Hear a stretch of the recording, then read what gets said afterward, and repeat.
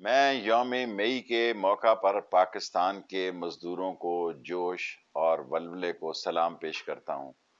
इस corona virus से America जैसे मुल्क में 3 करोड़ लोग बेरोजगार हो गए। इसका असर यकीनन पाकिस्तान पर भी पड़ेगा और पाकिस्तान में लाखों करोड़ों लोग खते गुर्बत से और नीचे चले जाएंगे। हमने हिम्मत नहीं हारनी। मैं आपको यकीन दिलाता हूं कि पाकिस्तान रेलवे में किसी मजदूर को नहीं निकाला जाएगा। ये मेरी आपसे कमिटमेंट है और पाकिस्तान रेलवे के मजदूरों की तरक्की के लिए और उनकी बेहतरी के लिए मेरी जद्दोजहद जारी रहेगी। और ML1 जो रेलवे का मुकद्दर है, 1 लाख लोगों को रोजगार देगा और इंशाअल्लाह इसी साल ML1 की बुनियाद रखी जाएगी।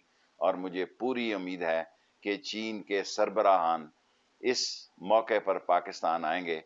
मैं तमाम मजदूरों को यकीन दिलाता हूं कि कोरोना वायरस ने सबसे ज्यादा आपका इम्तहान लिया है, लेकिन हमने रात को अल्लाह से तन्हाई में मांगना है कि अल्लाह ताला हमारी मदद करे और पाकिस्तान भर के मजदूरों की जिंदगी में एक हकीकी और यकीनी तब्दीली लाए, जिससे गरीब का बच्चा भी सुहाने ख्वाब ही न देखे बल्कि उसकी ताबीर भी उसे नसीब हो।